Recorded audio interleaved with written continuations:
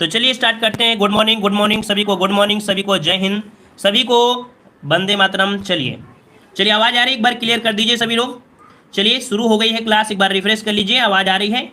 चलिए आवाज़ आ रही है तो चलिए स्टार्ट करते हैं। स्टैटिक जीके का बेहतरीन क्वेश्चन कह रहा है, पीसी महालनोबिस का जन्म दिवस राष्ट्रीय सांख्यिकी दिवस के रूप में कब मनाया जाता है? कुल मिला के इससे दो क्वेश्चन आपको कवर हो रहे हैं। क्वेश्चन दो क्या कवर हो रहे हैं, तो आपको ये पता चल गया कि पीसी महालनोबिस कौन थे। ये पीसी महालनोबिस थे जो आपकी द्वितीय पंचवर्षीय योजना का मॉडल तैयार किया था। ठीक है, द्वितीय पंचवर्षीय योजना का जो मॉडल तैयार किया था वो थे आपके पीसी महालनोबिस। ठीक है ना। और इनका जो जन्म दिवस है वो राष्ट्रीय सांख्यिकी दिवस के रूप में आपका मनाया जाता है। तो आप बताइए कि राष्ट्रीय सांख्यिकी दिवस कब मनाते हैं, है ना। तो जवाब यहाँ पर आपका आ चुका है, ऑप्शन सही हो जाएगा। कौन सा? Option C. कब? 29 जून को पीसी महालनोबिस का जन्मदिवस भी है और इसी दिन राष्ट्रीय सांख्यिकी दिवस भी मनाया जाता है। ऑप्शन यहाँ पर बनेगा सी नंबर, आपका राइट हो जाएगा। क्लियर हो गया? आगे बढ़ते हैं। क्वेश्चन आपका अगला आ चुका है। यहाँ पर आपका क्वेश्चन दिया है, विश्व विरासत दिवस कब मनाया जाता है? चलिए वॉइस क्लियर है ना? आवाज कह रहे खड़खड़ाहट हो रही है। चलिए भाई, खड़खड़ाहट खत्म हुई? सब में स्टेटस जरूर होता है। बिल्कुल सही जवाब है। यहाँ पर बताइए विश्व विरासत दिवस कब मनाते हैं? यहाँ पर जवाब आ रहा है ऑप्शन आपका बी, 18 अप्रैल को मनाते हैं। क्या? 18 अप्रैल को विश्व विरासत दिवस मनाया जाता है। अभी अभी हमने आपको बताया 22 अप्रैल को क्या मनाते हैं, तो विश्व पृथ्वी दिवस। ठीक है, पृथ्वी दिवस कब मनाते हैं, तो आपके 22 अप्रैल को मनाते हैं। ठीक है, और 15 मार्च को क्या मनाते हैं, तो विश्व उपभोक्ता दिवस। क्या? विश्व उपभोक्ता दिवस का मनाते हैं 15 मार्च। देखो हर एक ऑप्शन को लेते हुए चलेंगे और हर बार हम आपको बताएंगे ताकि याद हो जाएगा। ठीक है, ताकि याद हो जाएगा। 3 मार्च को क्या मनाते हैं? 3 मार्च को क्या मनाते हैं, तो विश्व वन्यजीव दिवस। ठीक है, विश्व वन्यजीव दिवस जो मनाते हैं वो 3 मार्च को मनाते हैं। ठीक है, आगे बढ़ते हैं। क्वेश्चन आपसे अगला पूछा गया है, कह रहा है आपसे यहाँ पर, राष्ट्रीय युवा दिवस 12 जनवरी को मनाया जाता है जबकि अंतर्राष्ट्रीय युवा दिवस कब मनाते हैं? वेरी आईएमपी क्वेश्चन आपका दिया है। बताइए भाई कि 12 जनवरी को मनाते हैं राष्ट्रीय युवा दिवस। ठीक है, राष्ट्रीय युवा दिवस मनाते हैं किसके अवसर पर, तो स्वामी विवेकानंद के जन्म दिवस के उपलक्ष्य में मनाते हैं। पूछा गया है कि अंतर्राष्ट्रीय युवा दिवस कब मनाते हैं, तो अंतर्राष्ट्रीय युवा दिवस मनाया जाता है 12 अगस्त को। कब? 12 अगस्त का, जो कि लगभग जवाब आपका राइट है। यहाँ पर बी नंबर आपका जवाब राइट हो जाएगा। चलिए भाई आगे बढ़ते हैं। क्वेश्चन आपका अगला आ गया है, कह रहा है विश्व शौचालय दिवस कब मनाया जाता है? चलिए विश्व शौचालय दिवस आपसे पूछा गया है, मतलब हर एक दिवस आपको देखने को मिलेंगे। यहाँ पर बताइएगा कि विश्व शौचालय दिवस, है ना, जिसे हम लोग बोलते क्या है, शौचालय जो आपका बना है घर पे, है ना, इज्जत घर भी बोलते हैं, है ना, इसे इज्जत घर भी बोलते हैं। आप देखे होंगे जो आपने मोदी सरकार ने दिया था उसमें लिखा होगा इज्जत घर। बिल्कुल सही है। तो यहाँ पर आपका जवाब आ गया है, ऑप्शन आ रहा है डी, आपके 19 नवंबर। आईएमपी क्वेश्चन आपका दिया है, 19 नवंबर को विश्व शौचालय दिवस मनाया जाता है। ठीक है, अगर हम आपसे बात करें 11 नवंबर को, तो 11 नवंबर को राष्ट्रीय शिक्षा दिवस, याद रखिएगा, राष्ट्रीय शिक्षा दिवस, राष्ट्रीय शिक्षा दिवस जो मनाते हैं वो मनाते हैं 11 नवंबर को मनाते हैं। ठीक है, अगर हम आपसे बात करें 21 नवंबर को, तो 21 नवंबर को क्या होता है, तो 21 नवंबर को विश्व टेलीविजन, ठीक है, क्या? टेलीविजन दिवस। याद रखिए टेलीविजन दिवस में मनाते हैं वो 21 नवंबर को मनाया जाता है। ठीक है, और अगर हम बात करें 16 नवंबर को, तो 16 नवंबर को मनाया जाता है अंतर्राष्ट्रीय सहिष्णुता दिवस। क्या? अंतर्राष्ट्रीय सहिष्णुता दिवस 16 नवंबर। तो पूछा गया था शौचालय और आपका जवाब डी है। आगे बढ़ते हैं। क्वेश्चन अगला दिया गया है, पसंद आ रहा है तो वीडियो लाइक करने में आप लोग शर्म वगैरह मत कीजिएगा। ठीक है ना, तो सब लोग वीडियो को लाइक जरूर करिएगा। ठीक है, अगला क्वेश्चन बताइए कि कौन सा सत्य है, कौन सा सत्य है बताइएगा। तो देखिए विश्व एड्स दिवस, शर्म नहीं करना है, 1 दिसंबर आपका जवाब राइट हो जाएगा। ठीक है, प्रत्येक वर्ष 1 दिसंबर को विश्व एड्स दिवस मनाया जाता है। ठीक है ना, क्लियर है ना। वहीं पर दिया है राष्ट्रीय प्रदूषण नियंत्रण दिवस, 4 दिसंबर को नहीं मनाते हैं, ये मनाते हैं 2 दिसंबर को। कब? 2 दिसंबर को मनाया जाता है। ठीक है ना। वहीं पर पूछे 5 दिसंबर को, तो भाई यहाँ पर विश्व मृदा दिवस, विश्व मृदा दिवस, यहाँ पर भाई विश्व मृदा दिवस कब मनाते हैं, किसी को पता है? किसी को पता है विश्व मृदा दिवस? तो मृदा दिवस नहीं होता है, यहाँ पर 14 वाला नहीं है। यहाँ पर आपका जवाब अंतर्राष्ट्रीय भ्रष्टाचार तो आपके 9 दिसंबर को होता है। चलिए कोई बात नहीं, आगे बढ़ते हैं, शायद मिल जाएगा क्वेश्चन। चलिए क्वेश्चन आपका दिया गया है, चलिए अच्छे, युद्ध छिड़ गया है। चलिए भाई युद्ध छिड़ गया है, तो अगला बताइए अंतर्राष्ट्रीय वेटलैंड दिवस कब मनाया जाता है? अच्छा, ऐसा लग रहा है कि हम थोड़ा सा डिस्क्राइब ज़्यादा कर रहे हैं, हर एक ऑप्शन को बता रहे हैं, तो बच्चों को मज़ा नहीं आ रहे हैं, क्योंकि बच्चों को चाहिए क्या, ऑप्शन आंसर, क्वेश्चन और आंसर, क्वेश्चन और आंसर, फटाफट फटाफट। चलिए फिर अंतर्राष्ट्रीय वेटलैंड दिवस कब मनाते हैं? 43 को ऑप्शन आ गया है बी, 2 फरवरी को। कब मनाते हैं? 2 फरवरी को मनाता है। वेटलैंड मतलब होता है आर्द्र भूमि। क्या होता है? आर्द्र भूमि होता है, ठीक है ना। 20 मार्च को मनाते हैं गौरैया दिवस। क्या मनाते हैं? गौरैया दिवस मनाते हैं, याद रखिए 20 मार्च को, ठीक है ना। क्लियर है इतना पॉइंट? चलिए भाई, यहाँ पर 11 मई दिया गया है और 11 मई को मनाते हैं राष्ट्रीय प्रौद्योगिकी दिवस। क्या? राष्ट्रीय प्रौद्योगिकी दिवस मनाते हैं, 11 मई को मनाया जाता है। और 5 जून को क्या मनाते हैं आप लोग कमेंट बॉक्स में कमेंट करिए, ठीक है भाई। 5 जून को क्या मनाते हैं आप लोग? सब लोग कमेंट बॉक्स में कमेंट करिएगा, ठीक है। चलिए भाई आगे बढ़ते हैं। क्वेश्चन आपसे अगला पूछा गया है, कह रहा है आपसे कि सतत विकास के लिए महासागर विज्ञान अंतर्राष्ट्रीय दशक संयुक्त राष्ट्र संघ द्वारा घोषित किया गया। मतलब कि संयुक्त राष्ट्र संघ द्वारा घोषित किया गया था क्या? ये महासागर विज्ञान अंतर्राष्ट्रीय दशक। और ये जो दशक था ये था 2021 से लेके 2030। आईएमपी क्वेश्चन आपका है, याद रखिए आईएमपी क्वेश्चन आपका है 2021 से लेके 2030 तक सतत विकास के लिए महासागर विज्ञान अंतर्राष्ट्रीय दशक घोषित किया गया है। चलिए आगे बढ़ते हैं। क्वेश्चन आपसे अगला पूछा गया है, कह रहा है निम्नलिखित में से कौन सुमेलित नहीं है? कौन सुमेलित नहीं है ये पूछा गया है। चलिए तो देखिए 1 मई दिया गया है, 1 मई दिया है, 1 मई दिया गया है विश्व श्रमिक दिवस, जो कि सही है। अंतर्राष्ट्रीय योग दिवस दिया है 21 जून आपका, यहाँ पर यह भी सही दिया गया है। फिर दिया गया है अंतर्राष्ट्रीय मातृभाषा दिवस। क्या दिया है? मातृभाषा दिवस, याद रखिएगा 8 मई नहीं है, ये है आपकी कब? 21 फरवरी। कब? 21 फरवरी। फरवरी आपका हो जाएगा 21 फरवरी को मनाया जाता है अंतर्राष्ट्रीय मातृभाषा दिवस मनाया जाता है, ठीक है ना। और यहाँ पर दिया गया है विश्व पुस्तक और कॉपीराइट दिवस 23 अप्रैल। तो यहाँ पर ऑप्शन आपका हो जाएगा कौन सा? C number. आते हैं अगले क्वेश्चन को। और क्वेश्चन आपसे अगला पूछा गया है, कह रहा है विश्व संगठन और उनके मुख्यालय पूछा गया है, ठीक है। अब यहाँ पर क्वेश्चन आपका आ चुका है विश्व संगठन और उनके मुख्यालय। बताइएगा कि निम्नलिखित में से कौन सही है? कौन सही है? देखिएगा कह रहा है कि एमनेस्टी इंटरनेशनल का मुख्यालय जिनेवा है। क्या ये पॉइंट आपका सही है भाई? जिनेवा तो आपने नहीं सुना भाई, है ना। यहाँ पर जिनेवा नहीं है। अगला बताइए, नाटो का मुख्यालय कह रहा है रुसाने है। क्या ये सही दिया है? नहीं। अगला है कि यूरोपियन संसद का प्रशासनिक कार्यालय कहाँ है? लक्जमबर्ग में है। इसका जो राइट आंसर बनेगा वो आपका बनेगा सी। ये आपका जवाब यहाँ पर आपका राइट है, लक्जमबर्ग, ठीक है ना। चलिए यहाँ पर आते हैं, यूनिसेफ का मुख्यालय दिया है वियना। तो भाई यूनिसेफ का मुख्यालय न्यूयॉर्क में है, वियना में नहीं है, ठीक है। नाटो का मुख्यालय कहाँ पर है? ब्रुसेल्स में है। कहाँ पर है? ब्रुसेल्स से है नाटो का मुख्यालय है, ठीक है। और एमनेस्टी इंटरनेशनल मुख्यालय कहाँ पर है? तो ये लंदन में है। कहाँ पर है? लंदन में। तो चारों ऑप्शन क्लियर हो गए ना, डाउट कोई दिक्कत नहीं होना चाहिए, चारों ऑप्शन क्लियर करके चलेंगे, ठीक है। आइए आगे बढ़ते हैं अगले क्वेश्चन को। कह रहा ब्रिक्स विकास बैंक का मुख्यालय कहां पर है? ब्रिक्स विकास बैंक का मुख्यालय कहां पर है? ब्रिक्स विकास बैंक का मुख्यालय पूछा गया है, ये आपके कहां पर है? चलिए ऑप्शन आ रहा है ए नंबर, संघाई में है। तो बिल्कुल सही है, ब्रिक्स विकास बैंक का जो मुख्यालय है वो आपके संघाई में है। जो संघाई कहां पड़ता है? संघाई कहां पड़ता है बताइए भाई, आपने बहुत बार संघाई सुना होगा। बताइए संघाई कौन से शहर में पड़ता है? चीन में पड़ता है, शाबाश, ये चीन में पड़ता है, चीन पड़ता है, ठीक है ना। क्लियर है। चलिए आगे बढ़ते हैं। क्वेश्चन आपसे अगला पूछा गया है, कह रहा है विश्व मौसम विज्ञान संगठन का जो मुख्यालय है वो आपके कहां पर है? विश्व मौसम विज्ञान संगठन का मुख्यालय कहां पर है? इजी क्वेश्चन है तो जल्दी से जवाब दीजिए, सभी लोग जवाब दीजिए, ठीक है। चलिए जवाब आ रहा है ए नंबर, जिनेवा।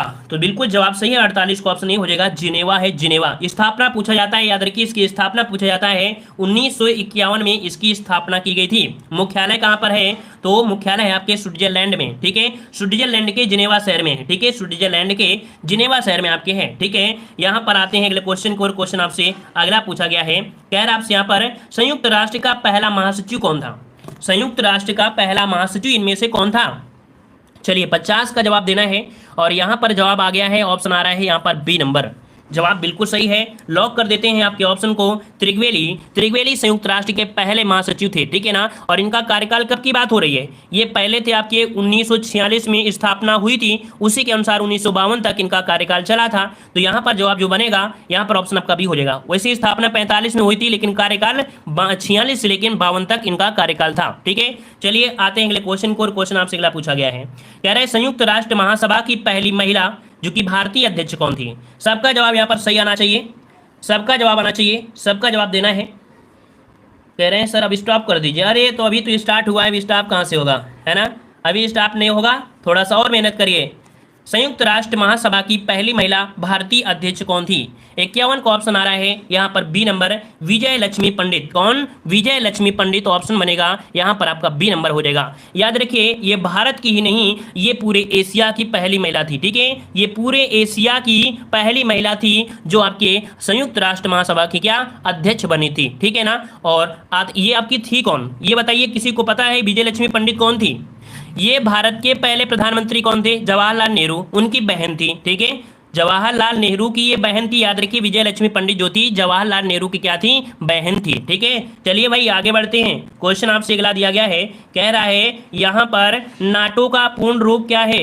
नाटो का पूर्ण रूप पूछा गया है, नाटो का पूर्ण रूप क्या हो जाएगा? चलिए भाई यहाँ पर आपका आ रहा है ऑप्शन, नाटो का पूछा गया है तो हो जाएगा नॉर्थ अटलांटिक ट्रीटी ऑर्गेनाइजेशन, मतलब ऑप्शन आपका बनेगा यहाँ पर आपका बी, इसका राइट आंसर बनेगा बी नंबर, आपका जवाब राइट हो जाएगा। इसकी स्थापना, जो नाटो की स्थापना हुई थी, ये हुई थी 1949 को। कब हुई थी? 1949 को इसकी स्थापना हुई थी। इसका स्थापना क्यों की गई थी? ताकि सोवियत संघ के जो बढ़ता प्रसार है इसको रोका जा सके। ठीक है, तो ऑप्शन बी हो जाएगा। अगला क्वेश्चन यहाँ पर पूछा गया है, कह रहा है भारतीय पर्यटन स्थल पूछा गया है। ठीक है, कह रहा है 14वीं शताब्दी की प्रसिद्ध मस्जिद जिसे अटाला मस्जिद कहा जाता है उत्तर प्रदेश के किस शहर में है? यूपी जीके का बेहतरीन क्वेश्चन पूछा गया है, अटाला मस्जिद किस शहर में स्थित है? चलिए यहाँ पर आपका जवाब हो जाएगा ऑप्शन सही सी नंबर। चलिए लॉक करते हैं आपके ऑप्शन सी, जौनपुर है, जौनपुर में ऑप्शन बनेगा यहाँ पर आपका सी नंबर। क्लियर है। सरकी काल में, कब? सरकी काल में ये आपका बनवाया गया था अटाला मस्जिद। ठीक है, चलिए भाई आगे बढ़ते हैं। अगला क्वेश्चन दिया गया है, क्या दिया गया है कि भव्य जैन स्तूप के अवशेष को कंकाली टीला के पास उत्खनन द्वारा निकाला गया जो कि स्थित है। भव्य जैन स्तूप है ना, जैन स्तूप है, इसके अवशेष जो आपके हैं कंकाली टीला के पास उत्खनन किया गया है और ये स्थित आपके कहाँ पर है? ये मिलता है आपकी मथुरा में। ठीक है, जैन स्तूप की जो अवशेष हैं ये आपकी मथुरा में है। ऑप्शन यहाँ पर सी हो जाएगा मथुरा। अगला क्वेश्चन यहाँ पर दिया गया है, कह रहा है प्राचीन पुरुषों द्वारा चाक से बनाए गए चित्र अथवा गहरे लाल रंग के चित्र उत्तर प्रदेश के जिले में अत्यधिक मात्रा में पाए जाते हैं। तो बताइएगा रंगीन जो चित्र हैं और गहरे लाल रंग के जो चित्र हैं, है ना, ये जो चौक से बनाए गए हैं ये आपके कहाँ पर हैं? तो आपके ऑप्शन बी मिर्जापुर, जो कि जवाब लगभग सभी का आ रहा है राइट, मिर्जापुर जिले में आपके हैं। और आपकी विंध्य पर्वतमाला है, वहां पर गुफाएं हैं जहां पर बहुत ही बड़ी पैमाना में इस प्रकार के आपके अवशेष देखने को मिलते हैं। ऑप्शन बी हो जाएगा राइट। नेक्स्ट क्वेश्चन दिया गया है, कह रहा है कि रूमी दरवाजा उत्तर प्रदेश के किस शहर में है? रूमी दरवाजा उत्तर प्रदेश के किस शहर में है? चलिए 56 का जवाब लॉक करिए। रूमी दरवाजा, रूमी दरवाजा आपका ऑप्शन आ रहा है ए नंबर, कह रहे हैं लखनऊ में है। पक्का है? पक्का है ना? जल्दी बताइए, बिल्कुल सही है, गलत तो नहीं बता रहे हो? जल्दी बताइए, गलत तो नहीं है, सही है बिल्कुल 100%। चलिए 100% आपका लखनऊ कह रहे हैं, लखनऊ में है तो बिल्कुल सही है, लखनऊ में है। ये कितना ऊंचा है? रूमी दरवाजा 60 फीट, कितना है ये? 60 फीट ऊंचा दरवाजा है। और इसका निर्माण जो करवाया था वो करवाया था आसफुद्दौला। कौन करवाया था? आसफुद्दौला ने करवाया था, याद रखिएगा। ठीक है, हाँ एक पॉइंट आपका होता है, रूमी दरवाजा का एक नाम दिया जाता है तुर्किश गेटवे। क्या? तुर्किश गेटवे किसे कहते हैं? तुर्किश गेटवे किसे कहते हैं? तो तुर्किश गेटवे भी इसे ही कहा जाता है, रूमी दरवाजा को। ठीक है, आते हैं अगले क्वेश्चन को। और क्वेश्चन आपसे अगला पूछा गया है, कह रहा है इखलास खां का रोजा जो कि एक मकबरा है उत्तर प्रदेश के निम्नलिखित किस जिले में है? इखलास खां का रोजा। तो भाई यहाँ पर नया क्वेश्चन देखने को मिल रहा है, देख लेते हैं इसका जवाब क्या आप लोग सही जवाब दे पाएंगे। इखलास खां का जो रोजा है ये है आपकी बदायूं में। ठीक है, ऑप्शन बनेगा डी, आपकी बदायूं में है। इसका राइट आंसर आपका बनेगा डी, बदायूं जिले में आपका स्थित है। ठीक है, चलिए आगे हैं, आते हैं अगले क्वेश्चन को। क्वेश्चन आपसे अगला दिया गया है, कह रहा है कि उत्तर प्रदेश के किस शहर में 10 मंजिला पागल बाबा मंदिर है? 10 मंजिला पागल बाबा का जो मंदिर है वो आपकी कहाँ पर है? उत्तर प्रदेश में पागल बाबा मंदिर। यहाँ पर आपका जवाब आ रहा है ऑप्शन ए, आपकी वृंदावन में है। कहाँ पर है? तो आपकी वृंदावन में है। याद रखिए वृंदावन में ये 10 मंजिला है जो कि उत्तर प्रदेश जो पर्यटन है, ये मंत्रालय के अनुसार प्रत्येक मंजिल भवन में कृष्ण के अलग अलग अवतार समर्पित किए गए हैं। मतलब इसमें से कृष्ण भगवान के जो अलग अलग अवतार हैं यहाँ पर आपके दिखाए गए हैं इस मंदिर में। आते हैं अगले क्वेश्चन को। और क्वेश्चन आपसे अगला दिया गया है कि अवध के निम्नलिखित में से किस नवाब ने लखनऊ में बड़ा इमामबाड़ा बनवाया था? लखनऊ में बड़ा इमामबाड़ा जो बनवाया था अवध के किस नवाब ने बनवाया था? तो यहाँ पर आपका जवाब है ऑप्शन आपका ए, आसफुद्दौला। ऑप्शन ए आपका राइट हो जाएगा। आसफ उद्दौला ने बनवाया था। इसका राइट आंसर ए हो जाएगा। और उत्तर प्रदेश की राजधानी लखनऊ को नवाबों का शहर भी कहा जाता है, आप सभी को पता होगा। चिकनकारी के लिए भी आपका जो लखनऊ है बहुत ही प्रसिद्ध है। आते हैं अगले क्वेश्चन को, और क्वेश्चन आपसे अगला दिया गया है, उत्तर प्रदेश में शेर सफारी स्थित है। उत्तर प्रदेश में शेर सफारी जो स्थित है, देखो स्टैटिक जीके का मतलब होता है आपकी हर प्रकार की जीके यहां पर आपको देखने को मिलेगी। उत्तर प्रदेश में शेर सफारी दिया है, लायन सफारी नहीं दिया है भाई, शेर सफारी दिया है। कंफ्यूज मत होना, अगर आपको जवाब आ रहा है तो जवाब दीजिए। चले भाई इटावा ही दे रहे हैं तो बिल्कुल जवाब सही है आपका, इटावा ही होगा, घबराइएगा नहीं। यहाँ पर ऑप्शन डी हो जाएगा, इटावा हो जाएगा। और याद रखिए जो आपका शेर सफारी है ये कहाँ की कॉपी की गई है, कहाँ से नकल किया गया है, तो ये नकल किया गया है इंग्लैंड में एक आपका पार्क है लॉन्गलीट। क्या है? लॉन्गलीट सफारी पार्क। ये है आपके कहाँ पर, आपके इंग्लैंड में है, वहाँ से कॉपी किया गया है। ठीक है, वहाँ से प्रेरित होकर उत्तर प्रदेश के आपके इटावा जनपद में बब्बर शेर प्रजनन केंद्र एवं लायन सफारी पार्क विकसित किया गया है। तो ऑप्शन क्या बनेगा? डी नंबर आपका जवाब राइट हो जाएगा। ठीक है, चलिए भाई कह रहे हैं मुलायम सिंह ने बनवाया था, बिल्कुल जवाब सही है। चलिए आगे बढ़ते हैं। क्वेश्चन दिया है कि अर्जुन सहायक परियोजना का संबंध उत्तर प्रदेश के किस जिले से है? अर्जुन सहायक परियोजना का संबंध उत्तर प्रदेश के किस जिले से है?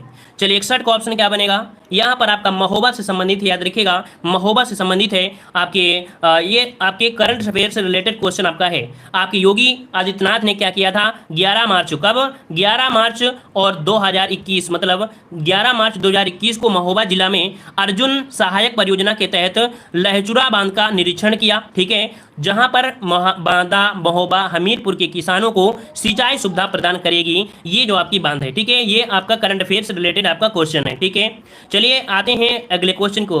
केवल मोहब्बत याद करो, महोबा याद हो जाएगा सर। अच्छा भैया, हमें याद नहीं करना, आपको याद करना है। ठीक है, चलिए बहुत लोग अच्छे अच्छे बच्चे जुड़े हुए हैं।